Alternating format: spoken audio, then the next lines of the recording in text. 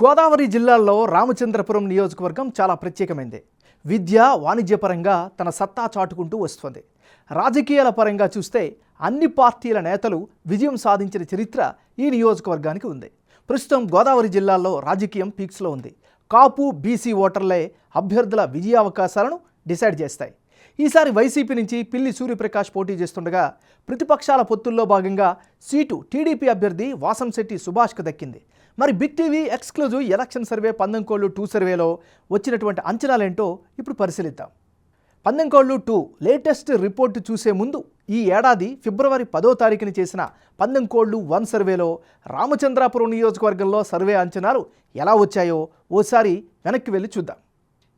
పందెంకోళ్ళు 1 సర్వేలో వచ్చినటువంటి లెక్కలను కనుక పరిశీలిస్తే అప్పట్లో వైఎస్ఆర్ కాంగ్రెస్ పార్టీకి అనుకూలంగా 47% ఓటింగ్ కనిపించింది.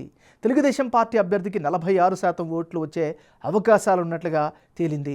అదే సమయంలో ఇతరులకు 7% ఓట్లు వస్తాయి అనేది అంచనాగా వచ్చింది. ఇప్పుడు అభ్యర్థుల ఖరారు తర్వాత కీలకమైనటువంటి రామచంద్రాపురం నియోజకవర్గంలో పందెంకోళ్ళు 2 సర్వేలో భాగంగా వచ్చినటువంటి అంచనాలేంటో ఇప్పుడు ఒకసారి చూద్దాం. ఇప్పటికిప్పుడు ఎన్నికలు జరిగితే రామచంద్రాపురం నియోజకవర్గంలో వైఎస్ఆర్ కాంగ్రెస్ పార్టీకి అనుకూలంగా 44% ఓట్లు, తెలుగుదేశం పార్టీ అభ్యర్థికి అనుకూలంగా 45% ఓట్లు వచ్చే ఛాన్సెస్ కనిపిస్తున్నాయి. అదే సమయంలో ఇతరులకు 11% ఓట్లు దక్కే ఛాన్సెస్ కూడా కనిపిస్తున్నాయి. పందెంకోళ్ళు 1 సర్వేకు పందెంకోళ్ళు సర్వే 2 మధ్య జనం అభిప్రాయం ఎలా మారింది? వైసీపీ, తెలుగుదేశం పార్టీ అభ్యర్థుల్లో ఎవరికి ఎడ్జ్ పెరిగింది అన్నది ఇప్పుడు పరిశీలిద్దాం.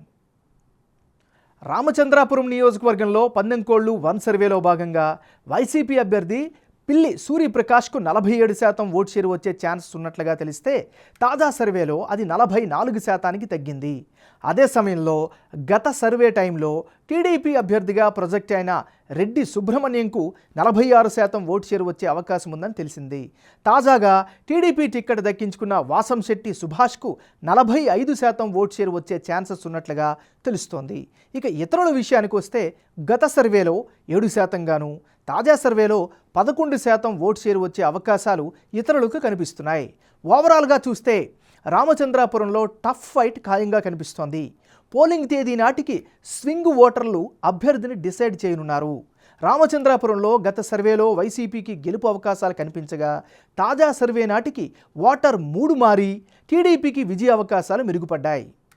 2 సర్వేల్లో రామచంద్రాపురం నియోజకవర్గంలో అభ్యర్థుల మధ్య మారిన ఓట్ల శాతం, అందుకు గల కారణాలను ఇప్పుడు పరిశీలిద్దాం. ముందుగా ఈ నియోజకవర్గ విషయానికి వస్తే విపక్షాల కూటమితో ఓట్లు చీలకుండా ఉండే ఛాన్సెస్ అయితే కనిపిస్తున్నాయి. 57% ఉన్న కాపు, శెట్టి బలిజ ఓట్లు కీలకం కాబోతున్నాయి. ప్రభుత్వంపై సహజ వ్యతిరేకతపై తెలుగుదేశం పార్టీ కూటమి ఆశలు పెట్టుకుంది. ప్రముఖ కాపు లీడర్ రేవు శ్రీను సపోర్ట్ తెలుగుదేశం పార్టీకి ఉండడం మరో ప్లస్ పాయింట్గా చెప్పుకోవచ్చు.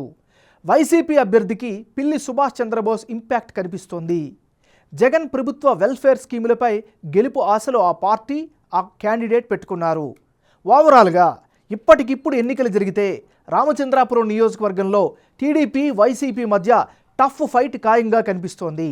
అయితే స్వల్ప ఎడ్జ్ తెలుగుదేశం వైపే కనిపిస్తోంది. పోలింగ్ తేదీ నాటికి తటస్థ ఓటర్లు గెలుపు, ఓటముల్లో కీలకం కాబోతున్నట్లు బిగ్ టీవీ సర్వేలో వెల్లడైంది.